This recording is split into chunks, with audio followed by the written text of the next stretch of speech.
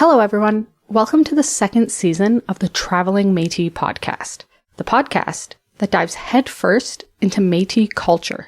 I am your host, Samantha Loney.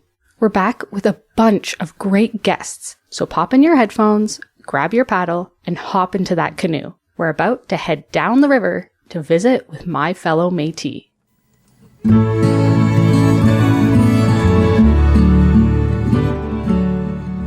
Welcome back. Let's all take a deep breath. I know I have unloaded a lot of information on you all season. We've been going through the ups and downs of what it's like being Métis in Ontario. Even if you're not Métis in Ontario, some of these topics may be triggering and uncomfortable. I did not want to leave you all in the lurch without some sort of mental health support, which is why today I am talking to someone who has been a big support in my own mental health wellness journey. Spoiler alert, I am mentally ill. I've suffered from anxiety pretty much since birth, and due to some life changes that hit me pretty hard, I had a bout of agoraphobia brought on by a series of panic attacks. I am happy to say my life is pretty well back to normal, at least the normal, tolerable level of anxiety I was used to feeling, with a balance of medication and discussions with our next guest, Lynne Castonaguay. Lynne is a social worker with a bunch of letters next to her name, but that's not the reason she was able to help me. An important thing to note about Lynne is she is Métis, and as a Métis person with mental health issues, it was important for me to find someone I felt was able to understand me and my problems. For Indigenous peoples, mental health issues go beyond our individual life experience. For Métis people, we can be dealing with trauma that goes back to the very inception of our people. Lynne helped to design the MNO's mental health services provided to citizens. I am so grateful that she allowed me to turn the tables on her. Instead of her asking me about myself, I was able to dive into her background and history.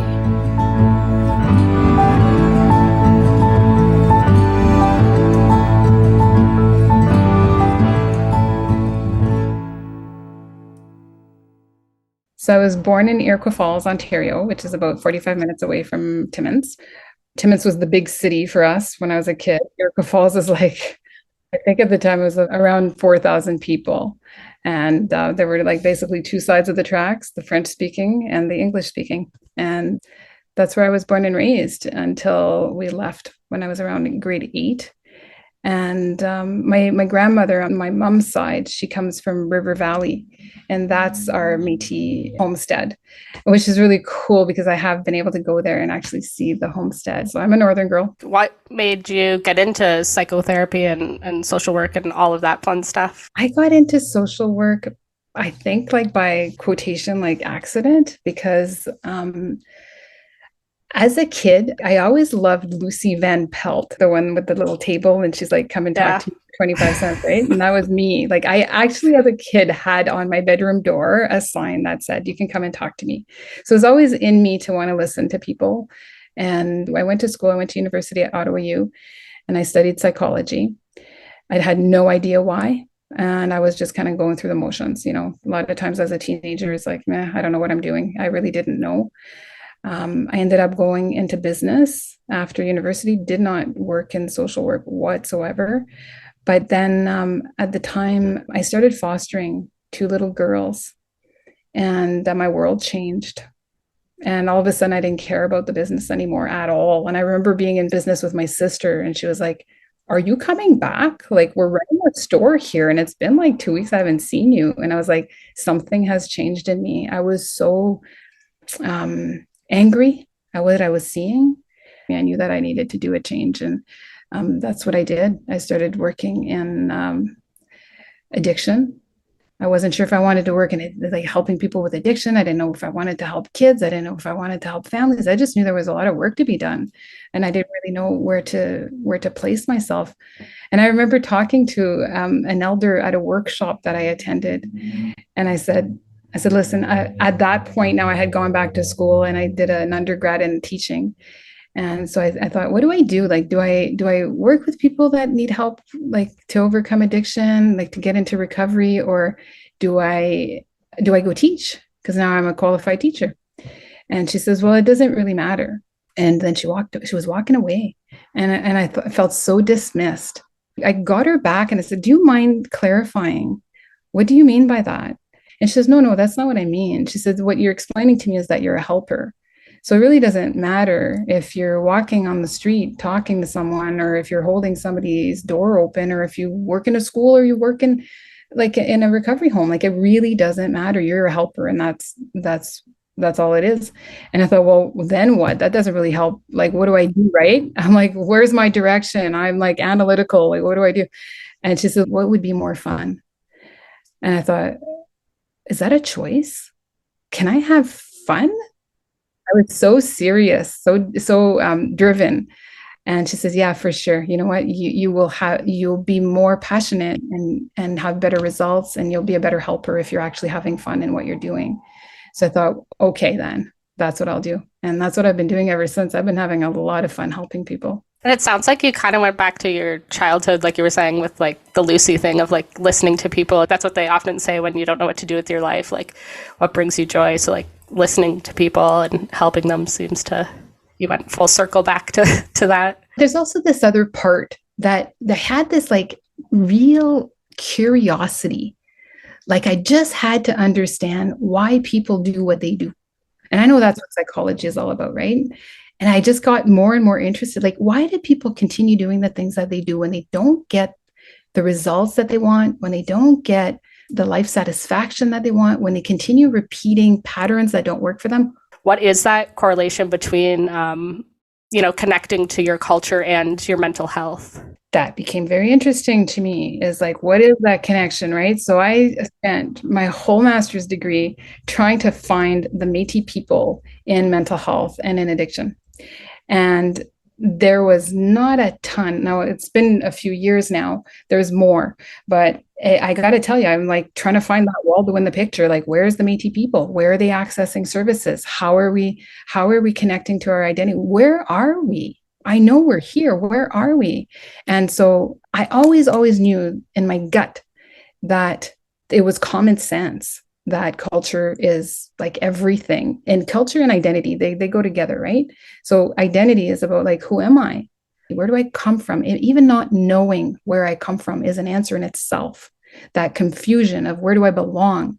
I don't belong here, and I don't belong here, and I don't belong here. And I was always raised to think that as a Métis person, I'm so lucky because I get to walk in both worlds.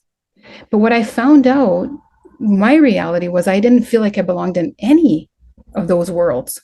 And that was like falling through a crack all the time. And to add to that, I'm also a two-spirit person. So again, it's like, where do I belong? I don't belong here. I don't belong there.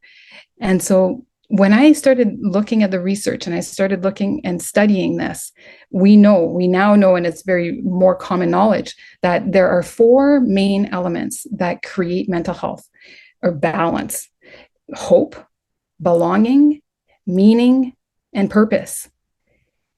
Culture and identity speaks on all of those 4. It speaks on the belonging to community and the meaning, like why, what's the point, and the purpose and the hope. Like, it's all connected. And so I always knew that it was common sense that culture was extremely important. What I now see as a therapist is that it's a lot more than that. We have to, for our mental health, pull from our medicine, experience, not learn about, but experience ceremony. And through, teachings of the medicine wheel, which, are not necessarily specifically Métis, but, like Elder Ralph Thistle always says, First Nation people are our cousins. And we have and can adopt some of the teachings. Medicine wheel is about balance. It's about, the physical, mental, spiritual. And if all of those are in balance, then we're good. We're feeling good. We're feeling happy. When I think about, for example, somebody who doesn't say what they need to say, they're like stunted in their voice. They just have a hard time finding the words. They were told to like be quiet, or they're, what they say isn't important, right? We can pull from our history and say, listen, as Métis people, we are usually kind of loud people. We go out, we're out there, pulling things, grunting, moaning, yelling. Like that's our voice that we hear, singing, like, paddling, all of that, like the breath, like all of these activities, these things that we do naturally to just like to sustain ourselves, they're very, very important. And if we tap into that, like there's just so much that it can do to help myself and other Métis people. It's just like everything. You cannot separate culture from mental health. You just can't. You lose your sense of identity. You lose your language. Again, it's been shown and proven that even to touch a little tiny bit on our ancestral language, even to learn a word, voice, voix, voix, that's how they would say it in Michif, like voix is like just to learn that it connects you to this fiber of history that goes way back. And in that, there's that connection, there's that belonging, there's that purpose and that meaning and that hope. For Métis people, especially, like identity and discovering your identity is really important because we do belong to multiple worlds and have different perspectives. A lot of our families didn't have that voice. So we're all like unpacking our own journeys. And one of the main things that people struggle with is, am I Métis enough? Because I maybe don't know the culture, or maybe I don't live like, how we have this idea, perception of what Métis people are supposed to be. Because oftentimes when you look at Métis, you're looking at, this is how we lived, and this is how we sustained ourselves. This is how we hunted and fished. And we have many people who live in urban settings who have never lived that lifestyle. Does that mean you're not Métis? Or those same people who maybe haven't, they don't speak Michif. And so that question, that innate question of who am I and how do I connect to culture in a way that makes sense and feels right, that's a really, really common reoccurrence that I see in therapy. And that just goes to show how big that is. What are some ways you find, to connect to the culture? Through my own discovery of my identity and who I am and all of that, I moved on to a homestead. So I live on a homestead in Timmins with my adult daughter, her husband, and my grandson. And across the street lives my youngest daughter. To me, it's like, it's about the doing, the fishing, the encouraging my daughter to, continue hunting, to keep things that we eat a lot more like simple and, from seed to plate kind of thing. We have a Canadian horse, for example. Like I know the history of that horse. So Caesar is his name, and so that makes me feel connected somehow. It makes me feel like Caesar was that big guy that they would have had his help to pull things. He would have been a working horse. We have chickens. We eat our own eggs and that kind of thing. I love fishing. So in this sense, it's like, does that bring me closer to community? To me, it feels like it does. My mother lives up north, so I know for a lot of medical things, like there are barriers and things for people who live in the north. Do you think there are any specific barriers for people in Northern Ontario for mental health? If you just say people, generally speaking, I would say yes. I see a lot of non-Indigenous people really struggle with access to services. That's the thing. Yeah, I mean, at some point, and when it comes to counseling or therapy, if a person doesn't have plans or benefits, isn't working, somebody's on ODSP, Ontario Works, or just isn't working at all, that's a big, huge gap, right? I also see people through Health Canada. So there are there are more than two, but there's the NIHB, so the Non-Insured Health Benefit Program, and the Indian Residential Program as well. And so those are programs that every First Nation person needs to know about. I know that Most people that I speak to are aware of non-insured health benefits for things like glasses and dentists and stuff, but everybody who has a status has access to therapy.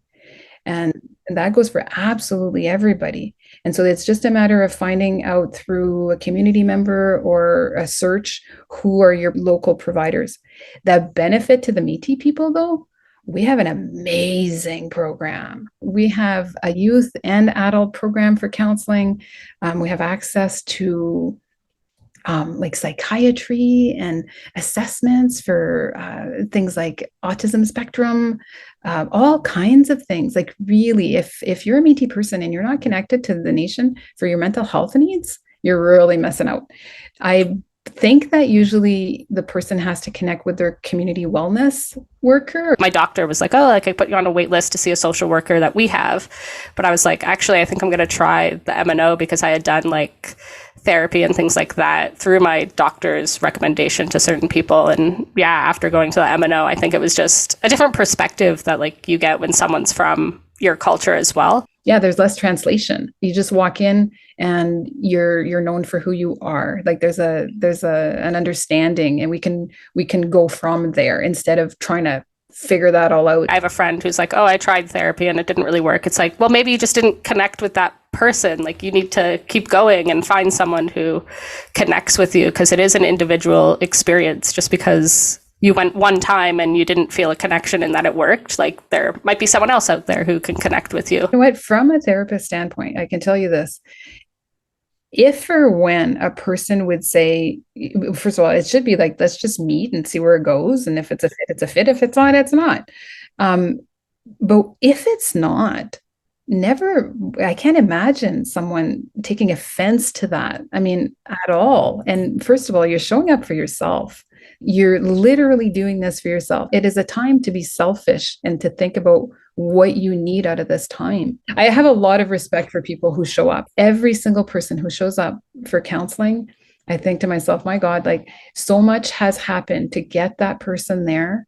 And so much has like even in the midst of at times despair, there was action enough to get that person to show up. Like that's miraculous in some cases. I had gone to therapy since I was like maybe 13 years old, and like different people, and just was like, oh, not really like connecting and things like that. So it was, yeah, finding who connects with you is, I think, key. And I think it kind of leads us into the different types of therapies.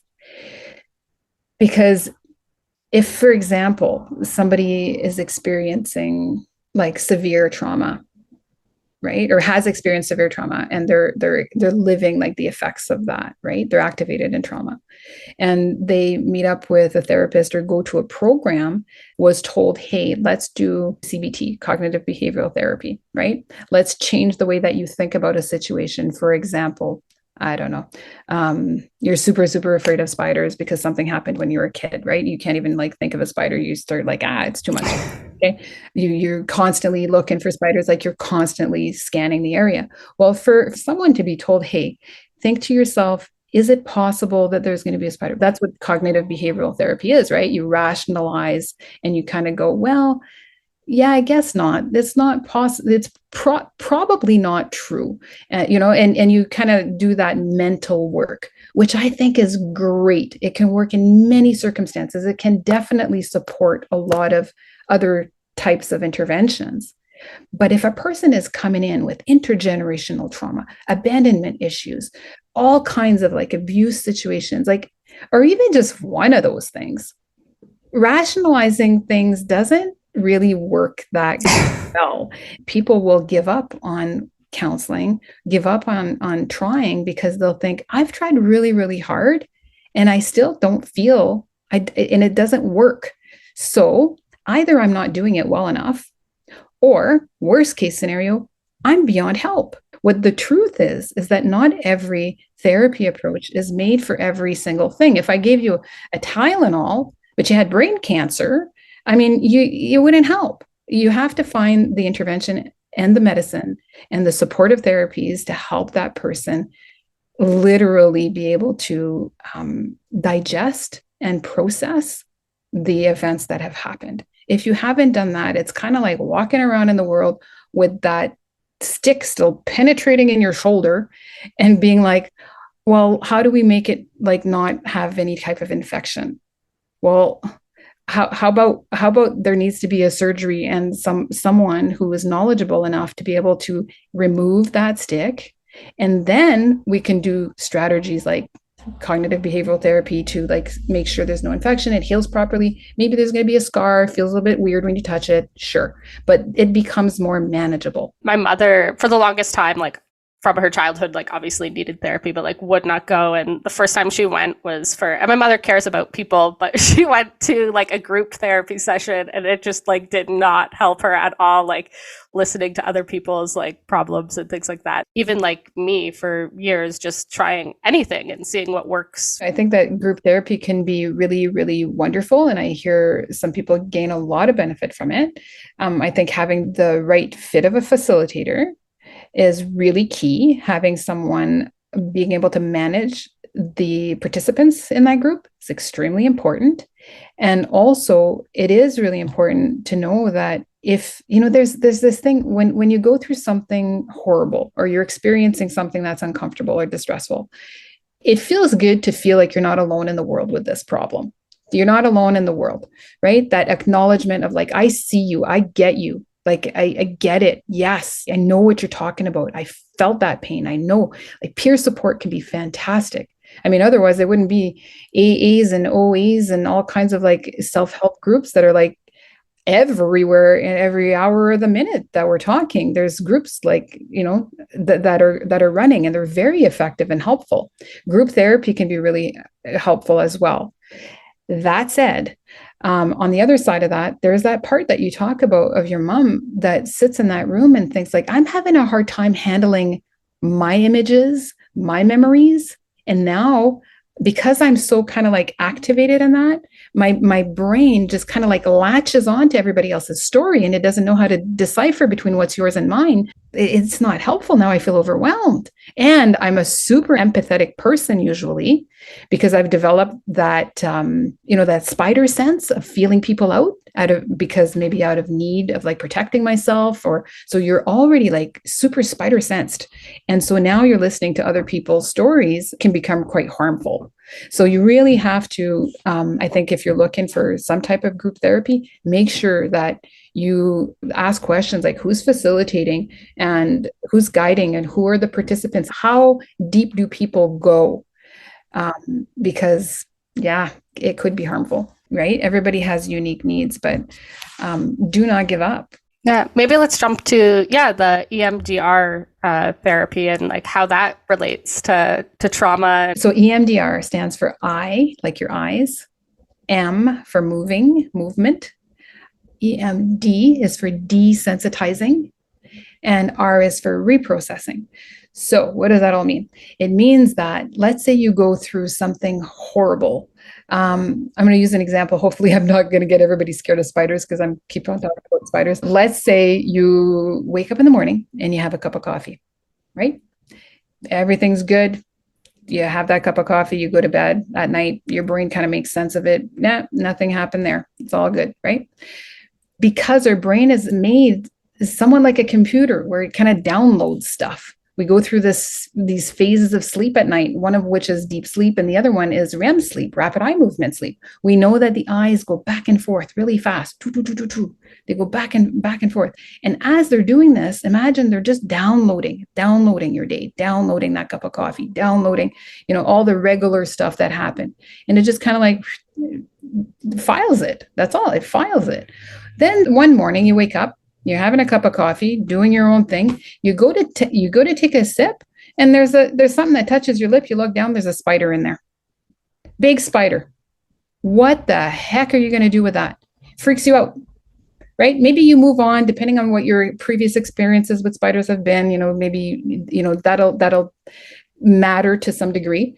But at the end of the day, it's something out of the ordinary. Now, I'm using this as a very, very minute example. There's horrible stuff that has happened to people. Real horrible stuff. How does your brain make sense of that? It can't. You go to bed at night, you cannot do the download. All of a sudden, boom, virus, right? So we're really smart. We're resilient. We're human beings. We are just an animal species, just like the fox and the bear and the moose and the dog and the fish. Like we are all just trying to survive out here. And so why would your brain process a horrible experience in which potentially you could have died? Why would you process that? Aren't you going to want to like keep that right on the desktop? Make sure you can access it real fast. You're not going to want to download that. But what happens with trauma is then you start thinking that things are dangerous when they're not. You have this total anxiety or hypervigilance in like situations and experiences that you really don't need to be. So you don't have a really good quality of life. You're constantly thinking you need to protect yourself. You need to protect yourself. You're not thinking this necessarily logically, but you experience this through triggers. If you talk about it, talk about your experiences, it can make you feel somewhat better, but it doesn't take it away. It doesn't store it. And that's why a lot of times for people who experience trauma and intergenerational trauma as well, how do you process that? EMDR allows that eye movement, because literally I'm just sitting here, person is looking at my fingers, going back and forth, back and forth, back and forth, and you're force downloading it. You're not forgetting it, you're not being hypnotized, but you're allowing your brain the space and the time to just store it. File it in something that's like, I still have access to it if and when I need it. And I'm in control of that. And that's very important for people who have experienced trauma. I need to know that I have some control and some choices. That's the basis and foundation of safety, right? And then you support that intervention with things like, okay, what makes you feel safe? What helps you distract? And you can do some of that other work. So yeah, EMDR works really well. I say follow my fingers, which is, the most common way of doing it. But then we have these really cool other things. Like, for example, I do some work at Waukenigan Healing Lodge in Timmins. And so I have this light bar because the teenagers like it. You download a color on my phone and they can look at like what color they like and they follow the light bar. We use the pulsation of different things like that you hold. And right now we're developing a program through Cass Clinical that's called a virtual reality program, which is really cool. We're starting to learn how to do EMDR through virtual reality, but the basis of foundation of EMDR is to help download that information so you don't have it activated all the time and you can actually have some quality of life. Something that impacts Indigenous people's mental health is the impacts of like residential schools and colonization and that intergenerational trauma that's like passed down just, I guess, through our DNA. How does that impact like a modern day Indigenous person's mental health? As soon as I think intergenerational, I think water. And I think of this, I don't know when it clicked for me, but somehow it did. It's like, we are mostly made of water. So you're mostly made of water. And you were carried by your mother. We were all carried by our mother. We had that in common. We were all carried by our mother, who is mostly made of water. Therefore, we carry our mother's water. Our mother was carried by her mother, our grandmothers. She carried her mother's water. And I can continue and continue and continue. That's how it goes on and on and on and on, the water we carry, that we're made of. It only makes sense that we also carry the energy of that water, right? The strength of that water, the healing of that water, but also the pain, the harm. How is it affecting us today? How is it not? We know that through colonization, there's been so much harm done. So much harm done. And I know like Canada is feeling it. And I can speak from where I stand. And in Northern Ontario, mind blowing. Like we're in the midst of it. It's a crisis situation. And so how do we experience that? Like a lot of people are in a lot of pain. And I think that pain has really hit a peak. I can't imagine people hurting more than they are. And of course, I speak as a therapist, right? I'm not seeing I see a certain Like I see those who show up. I see those who are looking to heal. I see those who are not giving up. I see those who are stepping forward and moving forward and all of that. But I certainly hear and feel the pain. Absolutely. And that isn't an individual reality. That is a reality that's been brought from the previous generation and the previous generation, the previous generation. And it is nobody's fault. It's not your mother's fault or your father's fault. It is nobody's fault. It is the reality in which we are. But there's definitely a context that we need to consider. There's definitely a colonization context that can no longer be dismissed. And I think finally, for many, it's no longer being dismissed. And I think that's the difference between social work and psychology in a sense. Like social work really, really considers that if I'm speaking to you as an individual, I'm also cognizant of the fact that you're a part of a bigger circle, you're a part of a family, you're part of a community, and the healing has to come from all of that. And it has to start from within. It has to start from within, and then it expands out. For me personally, like learning like my mother's story and my grandmother's story, and just like going through and learning about your family and like how to heal those traumas yourself now, because obviously you can't undo the past and things like that, but you can prevent what's happened to your family from continuing on in the future. So I think that's been like, especially like I said, going to a therapist or seeing like a social worker who's Métis or Indigenous kind of separates, where it's knowing that like, okay, like I'm doing the healing work and even just learning about the history of my family and where my family comes from and my ancestors helps to heal as well. Whereas I think sometimes with certain therapies, it's just, oh, here's like the Band-Aid solution, or here's how you're feeling and here's how you stop feeling like that, where it's like, no, like I actually want to, for me personally, I know some people don't, but go back and do the work and learn about your family and why like you are the way you are. Like you said, just going on that inner journey and learning about yourself, because we are water and you are your previous generations like living inside you right now. It is a big task to make that shift. You know, I think that's where we think of the youth, and every bit and part that we do on ourselves hopefully eases it for the upcoming generation. It's not fair to give that all to them to do, you know, but I see a lot of young people. I see a lot of people of all ages, actually, like all ages doing their work. And it's not to say that the people, the circumstances that have hurt you, the people that have hurt you, that it was ever okay, and that doesn't need to be accountability. But I think at times understanding can shed a little bit of light. Are there any other like unique mental health issues that you see when you deal with Indigenous communities or Métis specifically? Are Indigenous people different? Absolutely. I'm not a First Nation person. I do believe that when at all possible, that it's best to have services that are provided from within the community, have services that are provided by people of your culture and your identity as best as possible. So to do work with First Nation people, I do.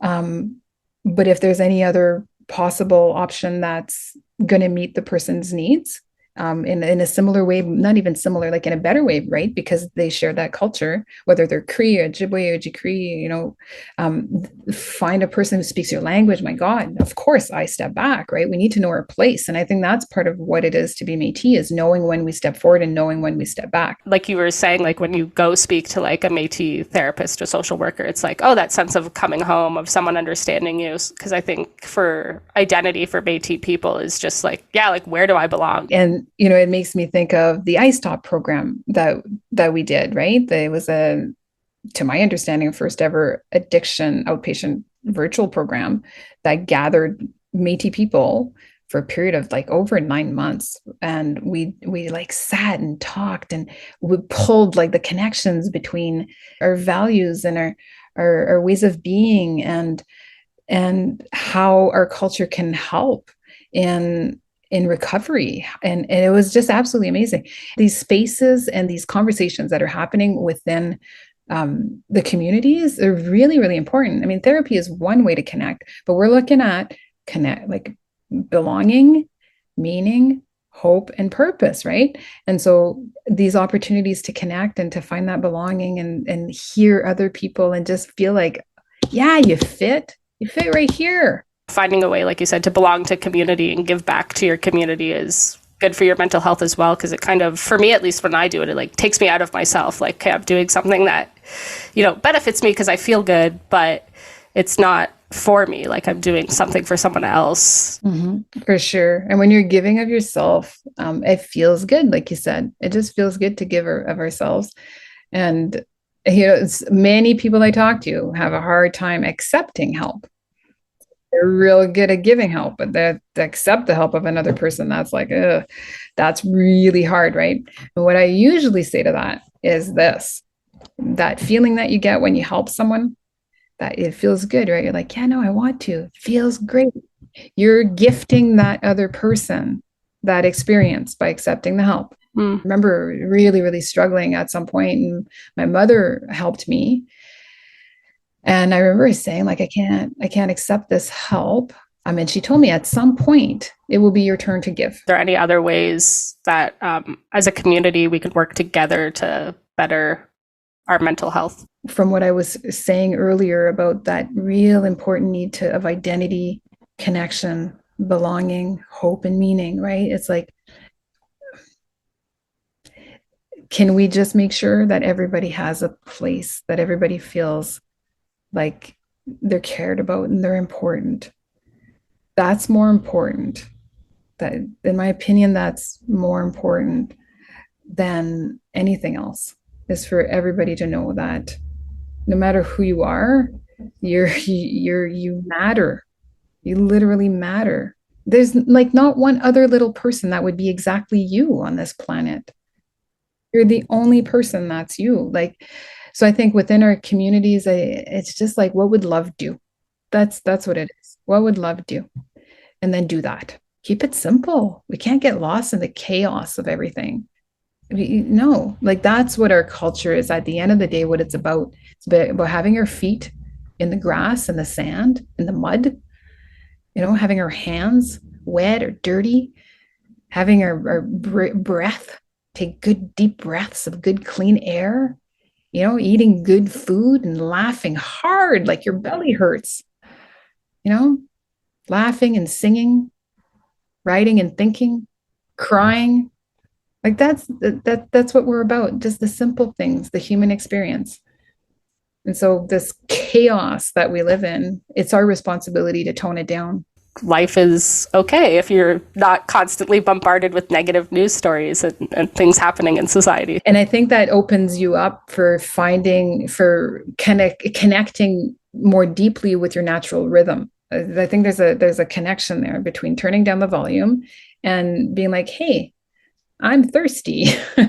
Hey, I'm tired, you know, and as much as possible, creating a life in which you can honor that rhythm. I know we all probably have some sort of mental health issue that we need to work on, but if have a family member or someone in our community, is there anything we could do to support them as they work to like improve their mental health? Your only responsibility is to take care of yourself. I say that as a mother, daughter, sister, granddaughter. You're all these people, a friend, all of this to everybody. But your only responsibility is to take care of yourself. Now, I don't mean you can't care about these people. What I mean is, if you don't take the necessary actions in your daily life, if you don't take care of yourself, get the help you need, get the resources, the helpers that you need, then the people that are not well around you are going to strip at you.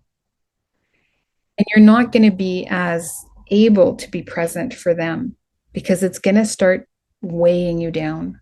It's going to start being too much, and you're going to have to step back. So my suggestion is take care of your needs. And when you're helping someone, first of all, you don't have to fix anything. Most people just need to feel heard. And so you can just say, like, I hear you, that's a lot. Or you can just acknowledge what they're saying. You do not take that responsibility on to fix them. That's not how it's meant to be. And so you can provide other suggestions other resources, or bring people into that person's circle. If it's too heavy on you, it probably means that you're taking too much of like a percentage of the helping role. It means that you're missing some helpers. So together work in getting more people, because the more people that person is surrounded with, the better off they are. Because if you fall off the plate of the earth, what are they going to do? You haven't been helpful. So that's that two things: take care of yourself, like actually check in. And the other part is help by surrounding your loved ones with the helpers they need, instead of thinking you're the big hero and you have to fix everything for them. I think a lot of people don't understand for like therapy is like the goal is not to be in therapy the rest of your life. Like it's there as a tool if you need it, but you're supposed to be learning tools to help you so that way when that person's not there and when you're no longer in therapy, you have the tools to deal with like situations yourself. When and if you're listening to this and you're very lost, just connecting somehow with a little piece of nature somewhere. Because I think sometimes that connection is probably much more important, and we tend to forget that. Is there something bigger than me that is looking out for me, that I can ask guidance to, that I can feel gratitude towards, for the good things, like there's just like that. That's a very powerful type of energy. I can tell you the people that are willing to explore that seem to flourish when it comes to happiness. Are there any like specific Indigenous or Métis specific, like obviously the MNO has their own programs, but if there's any Indigenous related programs or any other mental health resources you know of that people can go to? The right place to start is just at the MNO. Like I would say, like I would go online, I would check out MNO, I would look at all their programs. You can just ask that question. I want to get more connected. Can you help me do that? Start up a conversation like that. I want to thank Lynne for sharing her knowledge with us today. I will leave a link in the show notes to the MNO Wellness and Wellbeing programs, where you can learn how to access their mental health resources. I'll also leave a link to the mental health resources available to all our First Nations listeners that Lynne was talking about earlier. Access to mental health care can be difficult for anyone, no matter what culture you belong to. So remember, take care of each other and your communities. Merci for listening, and we'll see you down the river.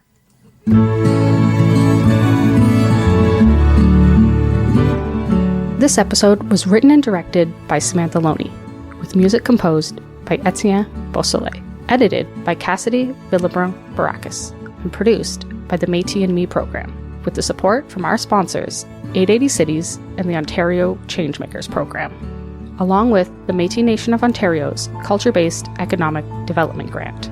Make sure to like and subscribe for more episodes.